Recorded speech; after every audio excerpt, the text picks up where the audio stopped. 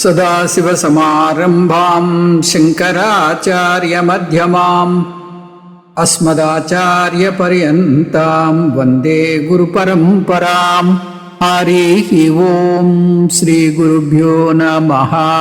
హరి ఓం. మనం 24వ శ్లోకం వరకు వచ్చాం క్రితం క్లాస్లో. దాన్ని మరొకసారి పునర్విమర్శ చేసుకుని ముందుకు పోదాం. ధియే ప్రకాశం పరమో వితీర్య స్వయం ధియోంత ప్రవిభాతి గుప్తః ధియం పరావత్య ధియోంతరేత్ర సంయోజనాన్యేశ్వర దృష్టిరన్య. పరమః పరమాత్మ ధియే బుద్ధికి ప్రకాశం వితీర్య ప్రకాశాన్ని ప్రసాదించడం చేత స్వయంగా ధియః అంత బుద్ధిలో గుప్తః విభాతి గుప్తంగా ప్రకాశిస్తున్నాడు. ధియం పరాంతస్య బుద్ధిని పరావర్తనం చేయడం వల్ల అత్ర ఇక్కడ ధియః అంతరే బుద్ధి లోపల సంయోజనాత్ సంయోగం చేయడం వల్ల ఈశ్వర సృష్టి పరమాత్మ దర్శనము న అన్యా ఇతరములు కావు. పరమాత్మ తన ప్రకాశాన్ని బుద్ధిలో ప్రకాశింపజేయడం వల్ల తానే బుద్ధిలో గోప్యంగా ప్రకాశిస్తున్నాడు. బుద్ధిని పరావర్తనం చేయడం వల్ల సంయోగం చేయడం ద్వారా ఇక్కడ బుద్ధి లోపలే పరమాత్మను దర్శించడం జరుగుతుంది. మరి ఏ ఇతర పద్ధతుల వల్ల కాదు. ఈ శ్లోకంలో రమణ మహర్షి ఆత్మ మనసుకు చైతన్యాన్ని అరువిస్తుందని, తద్వారా మనసు కూడా చైతన్యవంతం అవుతుందని, అరువు తెచ్చుకున్న చైతన్యంతో ఉన్న మనస్సు స్వయం ప్రకాశకంగాను స్వయం జ్యోతిగాను ఉన్నట్టు అనిపిస్తుందని అంటున్నారు. ఆ విధంగా ఆత్మ మనసును ప్రకాశింపజేస్తే మనస్సు బాహ్య ప్రపంచాన్ని ప్రకాశింపజేస్తుంది. మనస్సు ఈ చైతన్యాన్ని తెలుసుకోవడానికి ఏమాత్రం శ్రమ పడనవసరం లేదు. ఎందుకు? అసలు మనస్సు చైతన్యవంతమైనదే ఆత్మ వల్ల కదా. అందువల్ల ఆత్మ చైతన్యం గురించి ప్రత్యేకమైన అనుభవం అవసరం లేదు. ప్రతి అనుభవం కూడా ఆత్మ చైతన్యం వల్లనే అవుతుందని గ్రహించాలి అంటున్నారు రమణ మహర్షి. ఆత్మజ్ఞానం అంటే ప్రతి అనుభవంలోనూ అనుభవానికి వస్తున్న ఆత్మ చైతన్యం వైపు దృష్టి మరల్చడమే అని అర్థం చేసుకోవాలి. దాని తర్వాత ఆత్మ చైతన్యానికి ఏ విధమైన పరిమితులు లేవని కూడా అర్థం చేసుకోవాలి. మన బుద్ధిని ఉపయోగించాల్సింది ఆత్మ అనుభవం పొందడానికి కాదు, అది నిత్యము అనుభవిస్తూనే ఉంటాం. ఆత్మ మీద ఆపాదించిన పరిమితులను పారదోలడానికే. ధియే ప్రకాశం పరమో వితీర్య ఆత్మ మనస్సుకు చైతన్యాన్ని అరివిస్తుంది. ధియే అంటే మనస్సు లేదా అంతఃకరణం. స్వయం ధియః అంతః మనస్సుకు చైతన్యాన్ని అరివిచ్చి సర్వవ్యాపకమైన ఆత్మ మనస్సులో ఉంది. ఎలా ఉంది మనస్సులో? ప్రవిభాతి ప్రతి అనుభవంలోనూ ఉంది, కానీ గుప్తః దురదృష్టవశాత్తు గోప్యంగా ఉంది. ప్రతి అనుభవంలోనూ ఉన్న ఆత్మ చైతన్యం గోప్యంగా ఎలా ఉంటుంది? ఇది పరస్పర విరుద్ధంగా లేదా? అనుభవంలోకి వస్తున్నది తెలుస్తున్నది కదా అని అడిగితే దీనికి సినిమా తెర ఉదాహరణగా గుర్తుంచుకోవాలి. మీరు సినిమా చూస్తున్నప్పుడు సినిమా తెర మీదనే సినిమా ఆడుతున్నదని మీకు తెలుసు. నిజానికి సినిమా తెర లేకపోతే సినిమాను చూడలేరు కూడా. సినిమాలో జరుగుతున్న సన్నివేశాలు అన్ని తెర మీదనే జరుగుతున్నాయి. మీకు ఏదైనా సందేహం ఉంటే అక్కడ తెర తీసేసి చూడండి, అది సాధ్యం కానే కాదు. కానీ మీరు సినిమాలో ఎంతగా లీనమైపోతారంటే ఆ సినిమా తెర మీదనే ఆడుతుందనే విషయం మర్చిపోతారు. మీకు తెలుసు కానీ పట్టించుకోరు. అందువల్ల ఇక్కడ 2 అంశాలున్నాయి.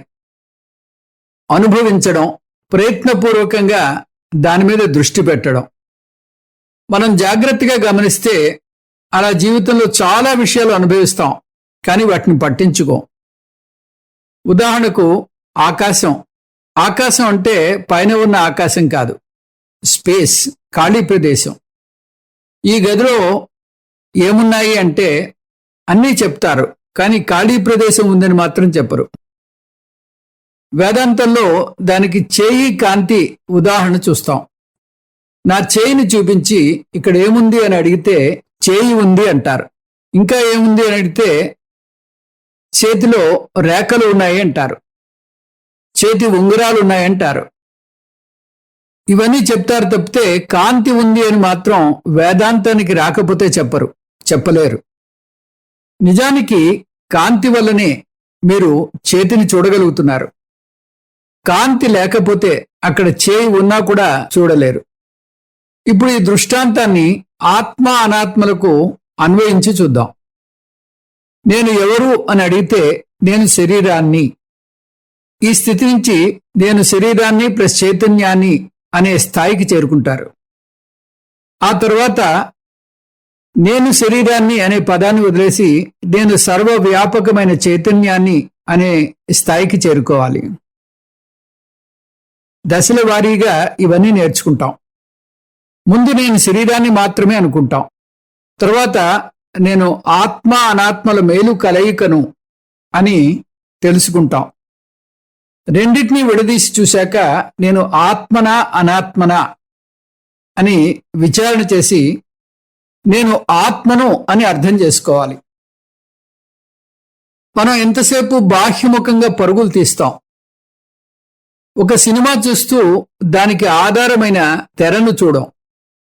అలాగే శరీరంతో ఎంత మమేకం చెందుతున్నామంటే అనుభవంలోకి వచ్చే చైతన్యాన్ని పట్టించుకోం. చివరికి ఆలోచన పారదోలిన దేనివల్లనైతే నేను నిశ్శబ్దాన్ని అనుభవించగలుగుతున్నాను అని చెబుతామో ఆ చైతన్యాన్ని గమనించాం. చేయి కాంతి ఉదాహరణలో చేతిని మాత్రమే చూసే దశ నుంచి చేయి ప్లస్ కాంతిని చూడగలిగే దశకు చేరుకున్నాం. అలాగే శరీరం చైతన్యం విషయంలో శరీరాన్ని మాత్రమే చూసే దశ నుంచి శరీరం ప్లస్ చైతన్యం చూసే దశకు చేరుకుంటాం. ఈ దశ వరకు మనస్సు కావాలి. మనం దృష్టి పెట్టని పట్టించుకొని నిర్లక్ష్యం చేసే చైతన్యం మీద దృష్టి పెట్టడానికి, దాన్ని పట్టించుకోవడానికి మనస్సు కావాలి. ఒక్కసారి చైతన్యం మీద దృష్టి పెట్టాక చైతన్య లక్షణాలు ఏమిటో నేర్చుకోవాలి. చైతన్యం 5 లక్షణాలను శాస్త్రం ద్వారా నేర్చుకోవాలి. అవి చైతన్యం శరీరంలో ఒక భాగం గాని లక్షణం గాని దాని నుంచి ఉత్పత్తి అయిన వస్తువు గాని కాదు. చైతన్యం స్వతంత్ర వస్తువు. అది శరీరం అంతటా వ్యాపించి శరీరాన్ని ప్రకాశింపజేస్తుంది. చైతన్యం శరీరం సరిహద్దులకే పరిమితం అవ్వలేదు. చైతన్యం శరీరం నాశనమైతే నాశనం కాదు. శరీర పతనానంతరం కూడా చైతన్యం ఉంటుంది. చైతన్యం శరీరం లేకపోయినా ఉంటుంది, కానీ తెలియదు. చైతన్యాన్ని ప్రతిబింబింపజేసే మాధ్యమం లేదు కాబట్టి చైతన్యం తెలియదు. అంత మాత్రాన చైతన్యం లేనట్టు కాదు. ఆత్మ లక్షణాలు జీర్ణించుకుంటే అప్పుడు మనం చూసిన చేయి కాంతి ఉదాహరణలోని 3వ అంశం అర్థమవుతుంది. అక్కడ చేయి ఉన్నా లేకపోయినా కాంతి ఉంటుంది. అదేవిధంగా శరీరాలు లేకపోయినా చైతన్యం ఉంటుంది అని చెప్పగలుగుతాం. ఇది జీర్ణించుకోలేకపోతే చిలుకలాగా ఈ వాక్యాలు వల్లెవేస్తారే గాని దాని ఫలితం ఉండదు. చైతన్యం 2వ లక్షణం చైతన్యం స్వతంత్ర వస్తువు. అది శరీరం అంతటా వ్యాపించి శరీరానికి చైతన్యాన్ని ఇస్తుంది. చైతన్యం గురించి చెప్పేటప్పుడు చైతన్యం దగ్గరే ఆగిపోకూడదు. అది పరోక్ష జ్ఞానం అవుతుంది. ఆ చైతన్యాన్ని నేను అని అర్థం చేసుకుంటేనే అది అపరోక్ష జ్ఞానం అవుతుంది. నా అసలు స్వరూపం సర్వవ్యాపకం, దేశకాల వస్తు పరిచ్ఛిన్న రహితం, ఎప్పుడూ అనుభవంలోకి వచ్చే చైతన్యం అని చెబుతున్నప్పుడు శరీరం వైపు కాకుండా ఆత్మ వైపు దృష్టి మరల్చాలి. అందువల్ల ఆత్మజ్ఞానం అంటే కొత్తగా వచ్చిన అనుభవం కాదు, ఎప్పుడూ అనుభవంలోకి వచ్చే చైతన్యం గురించిన జ్ఞానం. దియం పరావర్త్య అంటే రమణ మహర్షి మీ దృష్టిని జడ వస్తువు నుంచి చైతన్యం వైపుకు మరల్చమంటున్నారు. మీ దృష్టిని ప్రపంచం నుంచి, శరీరం నుంచి, మనస్సు నుంచి, ఆలోచనల నుంచి, చివరికి నిశ్శబ్దం నుంచి కూడా మరల్చి దృష్టిని చైతన్యం మీద పెట్టాలి. ఆ చైతన్యం వల్లనే మీకు నిశ్శబ్దం, మీ ఆలోచనలు, మీ మనస్సు, మీ శరీరం మీకు తెలుస్తున్నాయని అర్థం చేసుకోవాలి. చైతన్యం వీటిని ప్రకాశింపజేస్తోంది. అంటే చైతన్యం వల్లనే వీటి గురించి తెలుస్తోంది అని తెలుసుకోవాలి. దృష్టిని మరల్చడం అంటే ఇది. మీరు సినిమాలో లీనమై ఉండగా సినిమా నుంచి తెరవైపు దృష్టి మరల్చు అని మీకు ఎవరైనా చెప్పారనుకోండి, మీరు ఏం చేస్తారు? మీ కళ్ళను గాని మీ చెవులను గాని వేరే వైపు మరల్చరు. మీ మనస్సు కదులుతున్న హీరో నుంచి, విలన్ హీరోలు మాట్లాడుకుంటున్న సన్నివేశం నుంచి, హీరోయిన్ పడబోతున్న దృశ్యం నుంచి కథలని తెర మీదకు మళ్లిస్తారు. తెరను చూడడం అంటే తెర మీకు కొత్తగా అనుభవంలోకి రావటం లేదు. తెర మీదనే సినిమా ఆడుతోంది అనే అనుభవం మీకుంది. అది కొత్తగా కలిగే అనుభవం కాదు. కానీ తెర గురించిన కొత్త జ్ఞానం ఇస్తున్నాం అంతే. ఏమిటా కొత్త జ్ఞానం? సినిమాలో జరుగుతున్న సంఘటనలు తెరనేమీ చెయ్యవు అంటున్నాం. సినిమాలో జరుగుతున్న విషాద సంఘటనలు గాని, హాస్య సన్నివేశాలు గాని ఆ సినిమాకు ఆధారమైన తెరను ఏమీ చేయలేవు. అలాగే సినిమాలో రక్తం ఏరులై పారుతున్న తెర రక్తసిక్తం కాదు. బోరున వాన కురిసిన తెర తడవదు. సినిమాలో అగ్నిజ్వాలలు ఎగిసిపడినా కూడా తెర ఇంత కూడా కాలదు. అదేవిధంగా మీరు జీవితంలో అనుభవిస్తున్న ప్రతి అనుభవం వెనుక చైతన్యం ఉంటూనే ఉంది. కానీ మీకు జరిగిన విషాద అనుభవాలు గాని, ఆనంద సన్నివేశాలు గాని చైతన్యాన్ని ఇంత కూడా చెలింపజేయలేవు. చైతన్యం అసంగం. వచ్చిపోయే సంఘటనలు శరీరానికి చెందుతాయి. చైతన్యం నిత్యం. ఈ జ్ఞానం శాస్త్రమే ఇవ్వాలి. శాస్త్రం ఇచ్చే జ్ఞానాన్ని మనసే, ఇంకా చెప్పాలంటే బుద్ధే అర్థం చేసుకోవాలి. ఎందుకంటే బుద్ధికి మాత్రమే అర్థం చేసుకునే సామర్థ్యం ఉంది. కానీ ఆత్మ అనుభవం పొందడానికి బుద్ధి అవసరం లేదు. ఎందుకంటే ఆత్మ ఎప్పుడూ అనుభవంలోకి వస్తూనే ఉంటుంది. అందువల్ల ప్రవిభాతి అంటే ఎప్పుడూ అనుభవంలోకి వస్తుంది అని అర్థం. గుప్త అంటే కానీ మనం పట్టించుకోము అని అర్థం. అందువల్ల ధియాం పరావర్త్య, మనసులో లోపలికి చూడండి. అత్ర అంటే హృదయంలో, హృద్గుహలో, మనస్సులో సంయోజనాత్, సంయోగం చేయాలి. అంటే మనం సినిమా నుంచి తెర మీదకి దృష్టి మరల్చినట్టుగా శరీరం నుంచి చైతన్యం వైపు దృష్టి మరల్చాలి. ఈశ్వర దృష్టి న అన్యః. సంయోజనం అంటే దృష్టిని మరల్చడం. శరీరం నుంచి చైతన్యం వైపుకు దృష్టిని మరల్చడమే ఈశ్వర దృష్టి, మరేమీ కాదు. చైతన్యం వైపు దృష్టిని మరల్చడానికి ప్రయత్నం కావాలి. అందువల్ల ఎప్పుడూ అనుభవంలోకి వచ్చే చైతన్యం వైపు ప్రయత్నపూర్వకంగా దృష్టిని మరల్చడమే దర్శనం అంటారు. పురాణాలు కథలు కథలుగా వర్ణించిన ఈశ్వర దర్శనం కాదిది. ఇక్కడ రమణ మహర్షి చెప్పేది. దాన్ని అద్భుతమైన సంఘటనగా భావించటం లేదు రమణ మహర్షి. వేదాంతానికి రాకముందు భగవత్ సాక్షాత్కారం అద్భుతంగా భగవంతుని లీలగా అనిపిస్తుంది.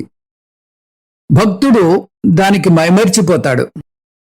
ఈశ్వర దర్శనం వల్ల భక్తుడు మైమరిచిపోవచ్చు గాని అది అసలైన ఈశ్వర దర్శనం కాదు అంటున్నారు రమణ మహర్షి. ఎందుకంటే ఏకరూప ఈశ్వర దర్శనం మోక్షాన్నివ్వదు.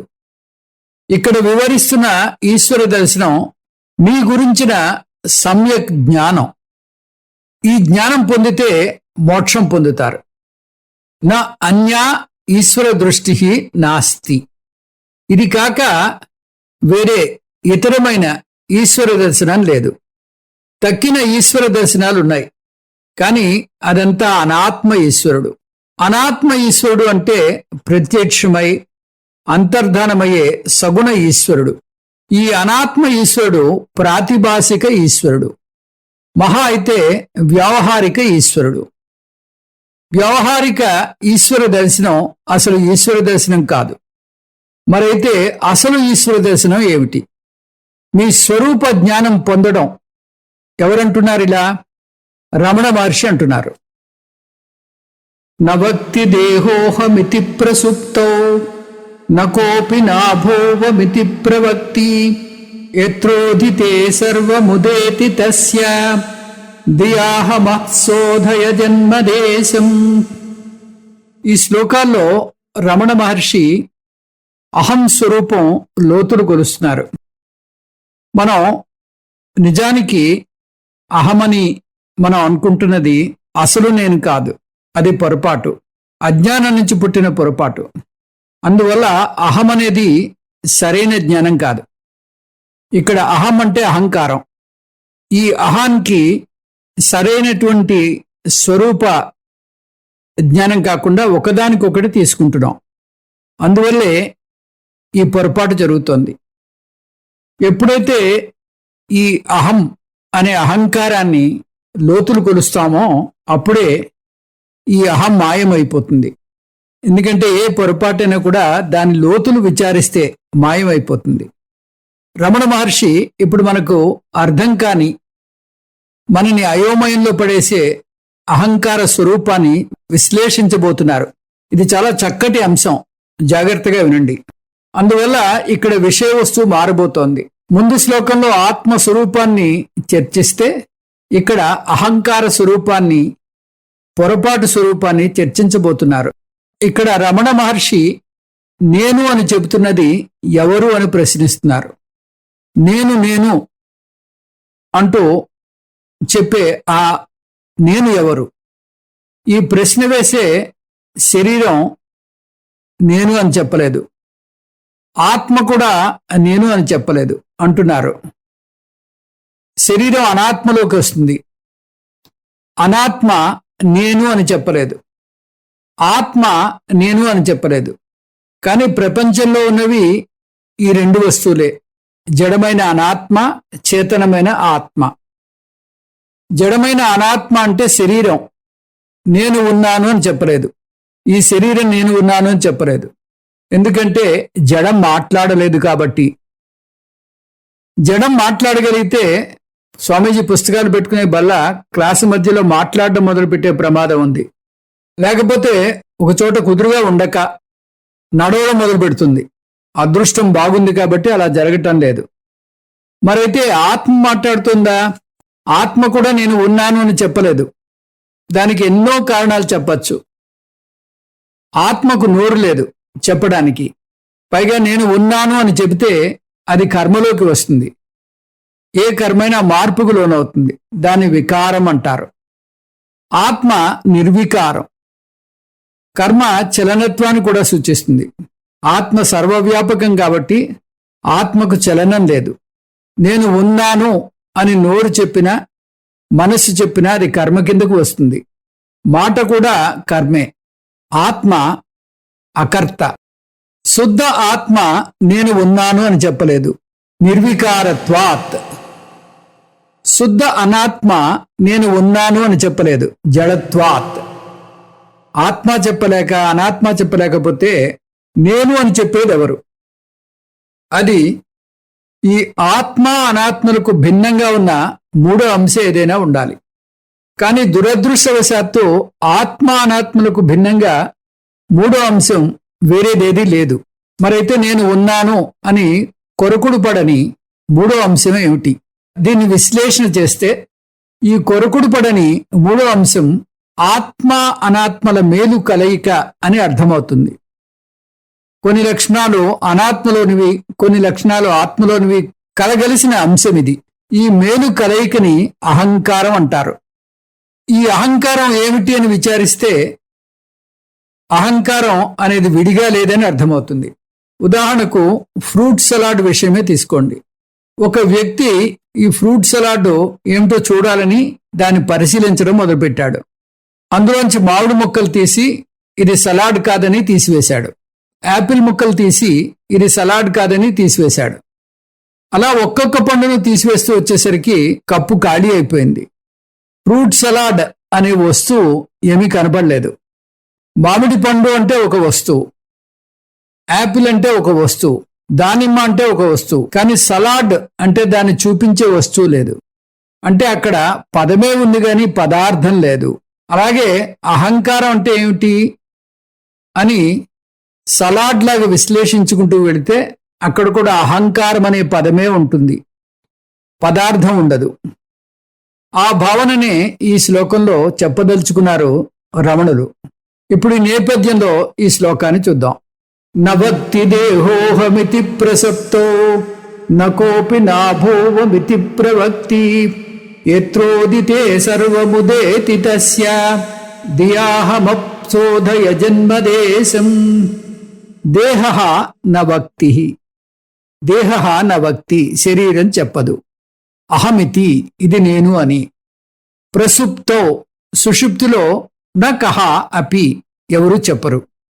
నా అభువం ఇతి, నేను లేను అని ప్రవక్తి చెబుతారు. ఎత్ర ఉదితే, ఎవరైతే మేలుకుంటారో వారు సర్వం ఉదేతి, అన్నీ మేలుకుంటాయి.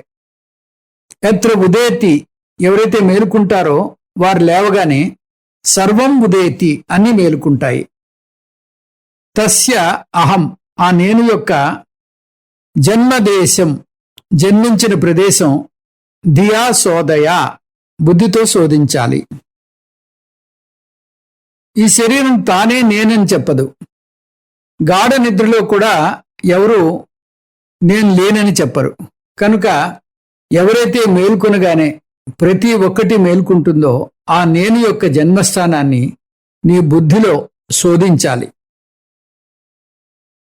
దేహ అహమితి న ప్రవక్తి, శరీరం ఎన్నడూ అహం అంటే నేను అని చెప్పదు, చెప్పలేదు కూడా. ఎందుకంటే అది జడం, దానిలో చైతన్యం లేదు. ఒకవేళ శరీరానికి స్వతహాగా చైతన్యం ఉంటే ఏమవుతుందో తెలుసా? అప్పుడు శరీరానికి మరణం ఉండదు, అది నిత్యం శాశ్వతం అవుతుంది. నేను మరణించాను అని ఎన్నటికీ చెప్పలేదు. దీన్ని బట్టి మనకు ఒక విషయం స్పష్టంగా తెలుస్తోంది. నేను అని శరీరం చెప్పలేదు, శరీరం ద్వారా వేరే ఎవరో చెప్తున్నారు. శరీరం జడం కాబట్టి చెప్పలేదు. మరైతే ఎవరు చెప్తున్నారు? ప్రసుప్తో నా అభూవం ఇతి కహ అపి న ప్రవక్తి, ఎవరు కూడా నేను లేను అని చెప్పరు. ఎందుకు? ఎందుకంటే అందరికీ స్పష్టంగా తెలుసు గాఢ నిద్రలో కూడా వారు ఉన్నారని. అంటే 3 అవస్థల్లోనూ తను ఉన్నాడని అందరికీ తెలుసు. ఒకవేళ గాఢ నిద్ర పోయినప్పుడు అతను మళ్ళీ లేవడు అనేటట్టయితే ఎవరూ కూడా నిద్రపోరు. కళ్ళలో కారం కొట్టుకునైనా మేలుకునే ఉంటారు. ఉనికి లేకపోవడం అంటే ఎవరు మాత్రం నిద్రపోతారు? దీన్ని బట్టి అర్థమైంది ఏమిటి? ఆత్మనైన నేను 3 అవస్థలోనూ ఉన్నాను. జాగ్రత్త అవస్థలో ఉన్నాను, స్వప్నావస్థలో ఉన్నాను, సుషుప్తి అవస్థలో ఉన్నాను. ఏమిటి దీనికి నిదర్శనం? నా అభూవం, నేను గాఢ నిద్రలో లేను ఎవరంటారు ఇలా? కోపి నా ప్రవక్తి, ఎవరూ కూడా అనరు. ఈ 2 వాక్యాలు కలిపితే నేను గాఢ నిద్రలో లేను అని ఎవరు అనరు అంటే దీని అర్థం నేను 3 అవస్థల్లోనూ ఉన్నాను. ఆత్మనైన నేను 3 అవస్థలోనూ ఉన్నాను. అలా అయితే ఆత్మ చెబుతుందా నేను ఉన్నానని? ఆత్మ కూడా చెప్పదు, చెప్పలేదు కూడా. అది ఎలా నిరూపించగలరు? ఆత్మగా చెప్పగలిగేటట్టయితే ఆత్మ నేను సుషుప్తిలో ఉన్నాను, మనస్సు ఇంద్రియాలు సుషుప్తిలో పడుకుంటాయి, నేను అవస్థాత్రయ సాక్షి చైతన్యాన్ని, నేను ఇవి పడుకున్నాయని నీకు తెలియజేస్తున్నాను అని చెప్పి ఉండేది. కానీ అలా చెప్పలేదు. అందువల్ల మనకు తెలిసిందేమిటి? నేను ఉన్నాను అని శరీరం చెప్పదు, నేను ఉన్నాను అని ఆత్మ కూడా చెప్పదు. అంటే ఈ శరీరానికి ఆత్మకు కూడా భిన్నంగా ఉన్నది ఇంకొకటి ఉంది, అది చెబుతున్నదన్నమాట. దాని పేరు అహంకారం. ఈ అహంకారం కూడా సుషుప్తిలో పడుకుని తర్వాత లేచాక నేను గాఢ నిద్రపోయాను, నాకేమీ తెలియదు అంటుంది. ఈ అహంకారం ఏమిటి? అది శరీరం కాదు, ఆత్మ కాదు. ఎత్ర ఉదితే, ఈ అహంకారం నిద్రలేస్తే, ఎత్ర అంటే ఇక్కడ అహంకారం, ఉదితే అంటే నిద్రలేస్తే, ఇటు శరీరం అటు ఆత్మ, కానీ అహంకారం నిద్రలేస్తే సర్వం ఉదేతి, అన్నీ కూడా నిద్రలేస్తాయి. అంటే అహంకారం నిద్రలేవగానే అన్ని వ్యవహారాలు, పరిమితులు, బెంగలు, ఆలోచనలు, ఆందోళనలు, హెచ్చుతగ్గులు, ఈర్ష్య, ద్వేషాలు ఒకటేమిటి అన్నీ దూసుకువస్తాయి. ఒక్క ముక్కలో చెప్పారంటే సంసారం దూసుకొస్తుంది. అందువల్ల మనం ఈ అద్భుతమైన నేను ఎవరో శోధించాలి. ఈ అహంకారం ఎక్కడి నుంచి వచ్చిందో తెలుసుకోవాల్సిన గురుతరమైన బాధ్యత మన మీద ఉంది. తస్య అహమహ జన్మదేశం శోధయా. శోధయ అంటే శోధించాలి, అంటే విశ్లేషించాలి, విచారణ చేయాలి, పరిశోధన చేయాలి. జన్మదేశం, జన్మించిన దేశం ఏమిటో తెలుసుకోవాలి. ఏది నీ జన్మ ప్రదేశం? అహమహ, అహం యొక్క, అహంకారం యొక్క. ఇప్పుడు ఇవన్నీ కలిపితే అహంకారం ఎక్కడ పుట్టిందో విచారణ చేయాలి. ఎలా చేయాలి? ధియా, బుద్ధితో. ఈ ధియా పదం చాలా ముఖ్యం. విచారణ బుద్ధితో చేయాలి. అలా తెలిస్తే చాలా పొరపాట్లు, అవగాహనలు మటుమాయం అయిపోతాయి. ఒక పెద్ద పొరపాటు, బుద్ధి వల్ల ఆత్మజ్ఞానం పొందలేము, అందువల్ల బుద్ధికి అతీతంగా ఎదగాలి అనుకోవడం. అందువల్ల సమాధిలో కూర్చుని చిత్త నిరోధం చేయాలి అంటారు. అంటే ఆలోచనలను పారద్రోలి మనస్సును శూన్యం చేస్తే ఆ శూన్యంలో ఆత్మజ్ఞానం ఒక మెరుపులా మెరిసి మనకి తెలుస్తుంది అనుకుంటారు కొందరు. ఇది చాలా పెద్ద పొరపాటు. కానీ చాలా మందిలో ఈ అపోహ బాగా లోతుగా పాతుకుపోయి ఉంటుంది. అందువల్ల వీరు వేదాంతాన్ని తీవ్రంగా విమర్శిస్తారు.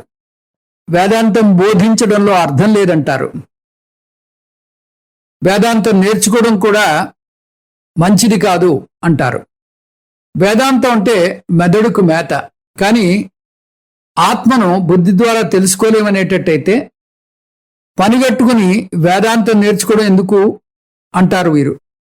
ఇక్కడ ధియాపదం వేయడం ద్వారా రమణ మహర్షి చాలా స్పష్టంగా తెలియజేస్తున్నారు. ఏమని?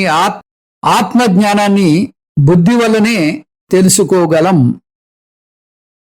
సమాధిలో కూర్చుంటే ఆత్మజ్ఞానం దానంతటది వచ్చేయదు. మనసును శూన్యం చేస్తే జ్ఞానం రాదు. మహా అయితే తాత్కాలికంగా మనసు ప్రశాంతంగా ఉంటుంది. ఇంకా మాట్లాడితే మీ మనస్సు ప్రశాంతంగా అయినా కాకపోయినా కాసేపు మీ అరుపులు, మీ కేకలు లేకుండా ఉండడం వల్ల తక్కిన వారికి మనశ్శాంతి కలుగుతుంది. అంతే తప్ప జ్ఞానం మాత్రం కలగదు. మనస్సును అణగదొక్కవద్దు లేదా తోసిపుచ్చవద్దు. మనస్సు ద్వారానే ఆత్మజ్ఞానాన్ని పొందాలి అని అంత స్పష్టంగా రమణ మహర్షి చెప్పారు. మరైతే మనస్సు ఆత్మను తెలుసుకోలేదు అని ఎందుకంటారు? దీనికి జవాబు ముందే చూసాం మనం. ఏమిటది?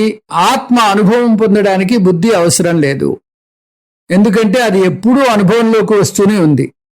కాబట్టి ఆత్మ గురించి మనకు ఉన్న అపోహలను తొలగించడానికి బుద్ధి కావాలి, గురువు కావాలి, శాస్త్రం కావాలి. గురువు ద్వారా శాస్త్రాన్ని, బుద్ధిని ఉపయోగించి నేర్చుకుంటే ఆత్మ గురించిన సమ్యక్ జ్ఞానం కలుగుతుంది. Ever the experiencer, never the experienced. అనుభవించే నేనే, అది ఎప్పటికీ అనుభవింపబడే వస్తువు కాదు అని అర్థమవుతుంది. ఇక్కడ గురువు అంటే సజీవమైనటువంటి గురువు.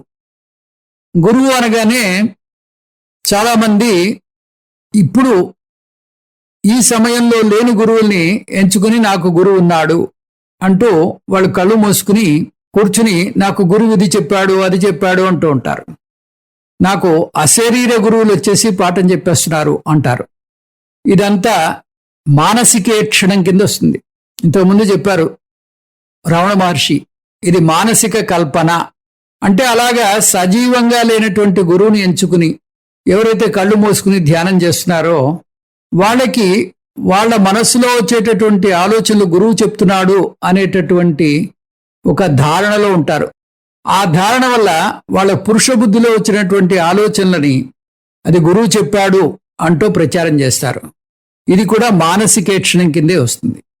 ఇంకా శరీరానికి మరణం ఉంది, కానీ ఆత్మనైన నాకు లేదు.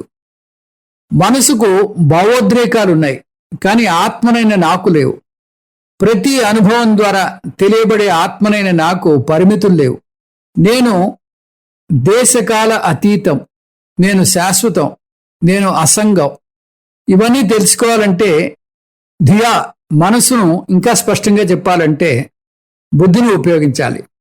అందువల్లనే మనం పదే పదే చెబుతాం, ఆత్మజ్ఞానం శ్రవణం వల్లనే కలుగుతుంది, అది కూడా గురువు ఉపదేశం వల్లనే కలుగుతుంది, అది కూడా సజీవమైనటువంటి గురువు ఉపదేశం వల్లనే కలుగుతుంది. అంటే తాజాగా జ్ఞానం పొందాలి అంటే బుద్ధి ఉండాలి, శాస్త్రం ఉండాలి, సజీవమైనటువంటి గురువు ఉండాలి. అప్పుడే గురు శాస్త్ర ఉపదేశాన్ని బుద్ధిగా అందుకోగలదు. అదే ధ్యానంలో కూర్చుంటే ఇంద్రియాలను ఉపయోగించరు, మనస్సును ఉపయోగించరు. ఉత్తప్పుడే మనసు పనిచేస్తుందో లేదో తెలియదు. అలాంటిది ధ్యానంలో ఆలోచనలు పారదోలి మనస్సును శూన్యం చేస్తాం. మనస్సు, ఇంద్రియాలు ఇవేవీ లేకపోతే జ్ఞానం ఎలా కలుగుతుంది? జ్ఞానం కలగాలంటే శాస్త్ర అధ్యయనం చేయాలి, అది కూడా సజీవమైనటువంటి గురువు ద్వారానే. అది కూడా బుద్ధిని ఉపయోగించి జ్ఞానం పొందాక నేను ఎప్పుడూ అనుభవంలోకి వచ్చే ఆత్మ చైతన్యాన్ని నాకు పరిమితులు లేవు అని చెప్పగలగాలి. అందువల్ల ధియా అని అన్న చోట మనం గురు శాస్త్ర ఉపదేశేన అని కలుపుకోవాలి. అప్పుడే మనం గురు శిష్య పరంపర ద్వారా నేర్చుకున్న సంప్రదాయంలోకి వస్తాం. కొంతమంది నేను బుద్ధిని ఉపయోగిస్తాను కానీ గురువు దగ్గరకు వెళ్ళను, శాస్త్రాన్ని నేర్చుకోను అంటారు. అది వేరే సిద్ధాంతంలోకి వస్తుంది. అటువంటి సిద్ధాంతం అది చాలా ప్రమాదకరమైన జ్ఞానాన్ని ఇస్తుంది. కేవలం శంకరాచార్యుల వారు లేదా కేవలం వ్యాసాచార్యుల వారు చెప్పినదే కాదు.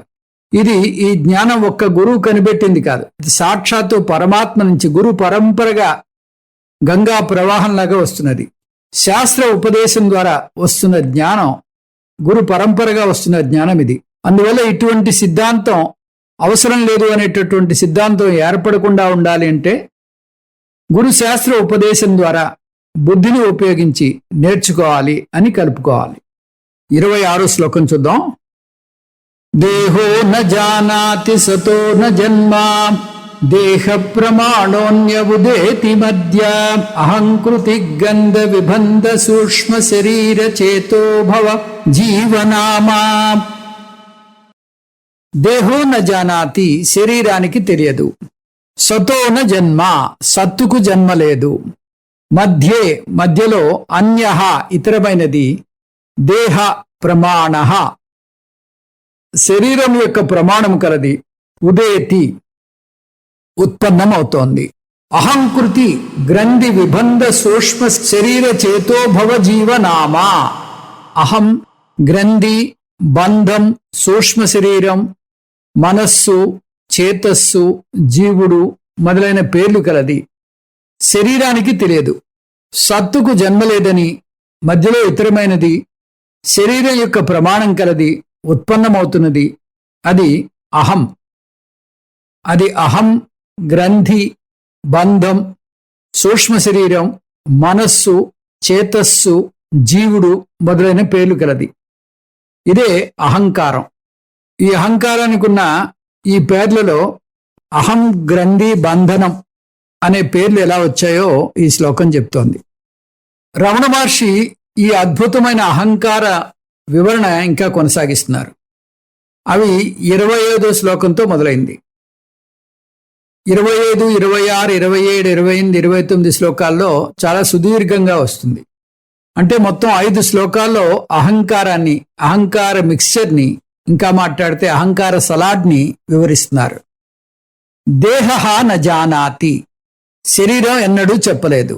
నేను ఒక జీవిని అని శరీరం ఎన్నడూ చెప్పలేదు. నేను అశాశ్వత చైతన్యాన్ని అని చెప్పలేదు. ఎందువల్ల? శరీరానికి చైతన్యము లేదు, అది జడం. ఒకవేళ శరీరానికి చైతన్యం ఉంటే దానికి మరణం ఉండదు, శవం కూడా మాట్లాడుతుంది. అందువల్ల జడ శరీరం చెప్పలేదు. పోనీ ఆత్మ చెప్పగలదా నేను అని? సతహ న జన్మ, ఆత్మ కూడా చెప్పలేదు.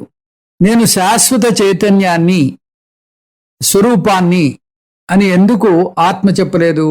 అంతకుముందు చూసిన కారణం ఆత్మ నిర్వికారం అని, అంటే ఆత్మకు మార్పులు లేవు. ఈ శ్లోకంలో ఇంకొక కారణం చూస్తాం.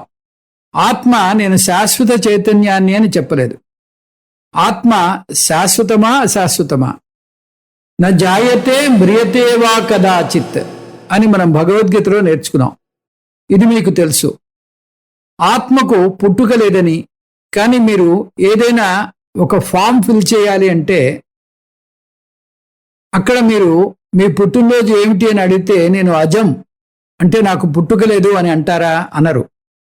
ఆత్మ నేను అని చెప్పేటట్టయితే నేను అజం, నేను చైతన్యాన్ని అని చెప్పాలి. కానీ ఆత్మకు పుట్టుక లేనప్పుడు ఎలా చెప్తుంది? అందువల్ల ఆత్మ నేను శాశ్వత చైతన్యాన్ని అని చెప్పలేదు. ఇప్పుడు అనాత్మ నేను అని చెప్పలేదు, ఆత్మ నేను అని చెప్పలేదు. ఈ విధంగా శరీరం అశాశ్వతం, ఆత్మ చైతన్యం శరీర చైతన్యం కాదు, ఆత్మ అశాశ్వతం కాదు. కానీ మన శరీరం యొక్క అశాశ్వతత్వాన్ని, చైతన్యం యొక్క శాశ్వతత్వాన్ని రెండింటినీ తీసుకుని కలుపుతున్నాం. ఈ రెండింటినీ కలిపి ఒక కొత్త అంశాన్ని తయారు చేస్తున్నాం. ఆ అంశానికి అశాశ్వతమైన చైతన్య తత్వం అని పేరు పెడుతున్నాం. ఈ మిశ్రమం తెలిసి చేస్తే సమస్య లేదు. కానీ ఆత్మతత్వం స్పష్టంగా తెలియకపోవడం వల్ల వస్తోంది సమస్య అంతా. అన్యః ఉదేతి, ఈ మూడో అంశం, అంతుపట్టని అంశం ఉదయిస్తోంది. అది ఆత్మలోని కొన్ని అంశాలను, అనాత్మలోని కొన్ని అంశాలను తీసుకుని ఏర్పడిన మిశ్రమం. అంటే అది స్వచ్ఛమైన ఆత్మ కాదు, స్వచ్ఛమైన అనాత్మ కాదు. కానీ ఈ రెండిటి కలయిక మధ్యే, అంటే మధ్యలో ఏర్పడుతుంది. ఈ మూడో అంశాన్ని అహంకారం అంటున్నాం. అంటే సలాడ్ అహంకారం అని ప్రస్తుతానికి అనుకుందాం. ఎందుకంటే సలాడ్లో అనేక పండ్లు ఉన్నట్టుగా ఇక్కడ ఈ అహంకారంలో ఆత్మ లక్షణాలు, అనాత్మ లక్షణాలు కలగలిసి ఉన్నాయి. ఇప్పుడు అహంకారం ఆకారం ఎంత? ఈ అహంకారం నేను హైదరాబాద్లో ఉన్నాను, నేను నల్లగండ్లలో ఉన్నాను అంటుంది. అంటే దానికి పరిమితి విధించుకుంటుంది.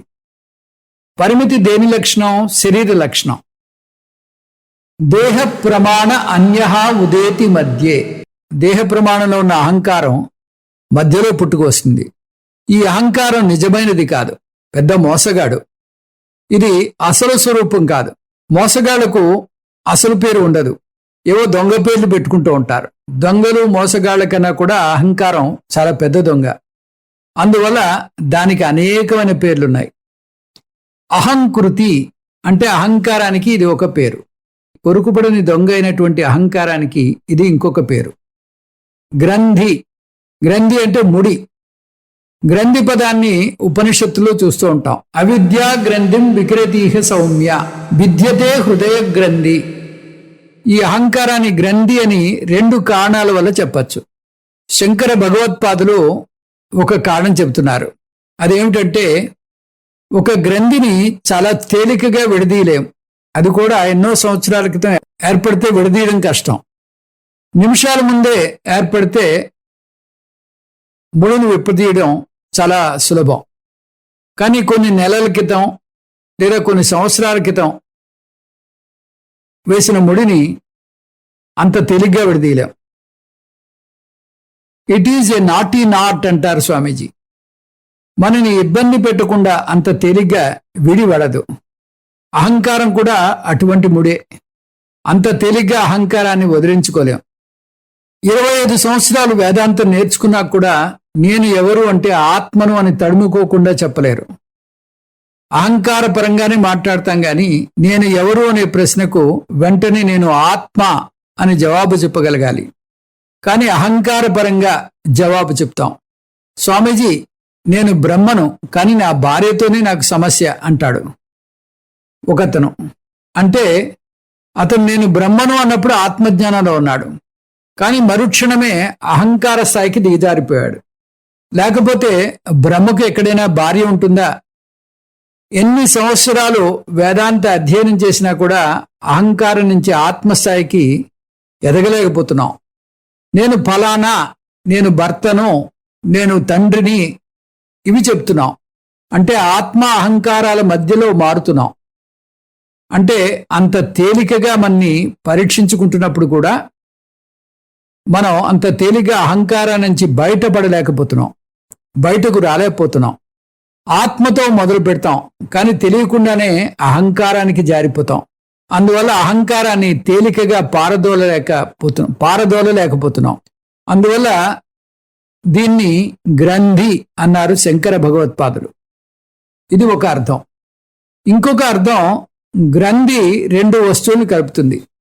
అహంకారం కూడా రెండు వస్తువుల మేలు కలయిక.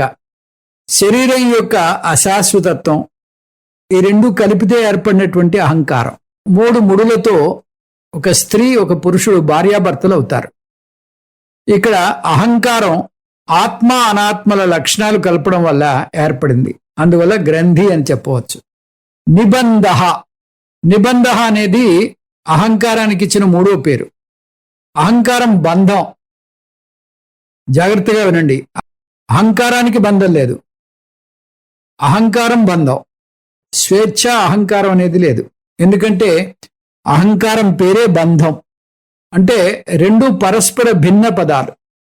బంధం, స్వేచ్ఛ అంటే పరస్పర భిన్న పదాలు వాడినట్టు అవుతుంది. ఉంటే బంధాహంకారం ఉంటుంది, లేదా అహంకారం ఉంటుంది. స్వేచ్ఛ అహంకారం అని వాడడం తార్కికంగా కుదరదు. అందువల్ల అహంకారాన్ని నిబంధ అంటున్నారు రమణులు. అహంకారం అంటే బంధం అని చెప్పుకున్నాం కదా. ఈ బంధం ఎలా ఉంటుందో, అహంకార రూపంలో ఈ బంధం ఎలా ఉంటుందో ఒక కథ చెప్పుకుందాం.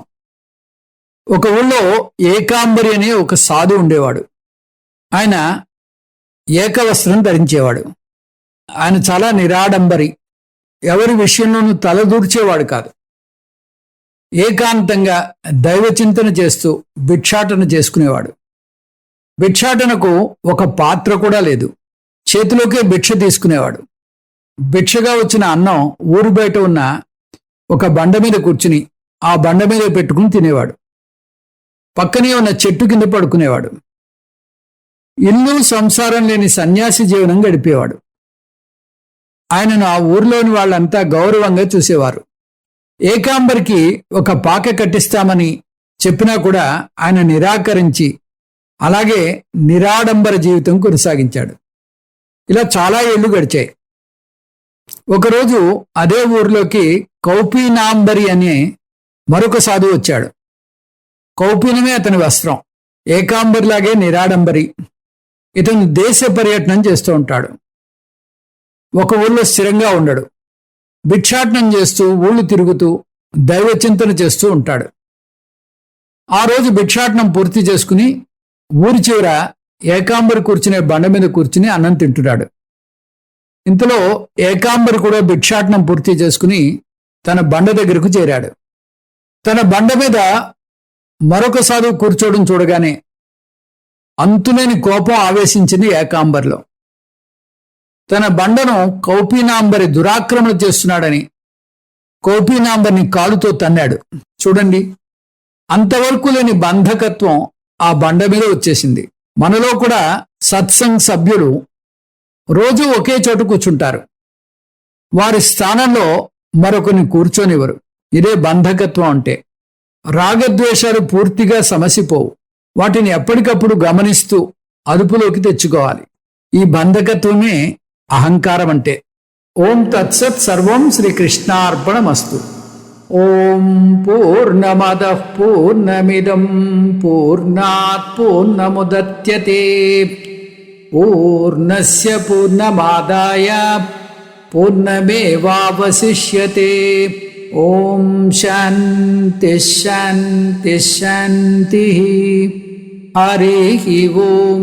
శ్రీ గురుభ్యో నమః. హరి ఓం.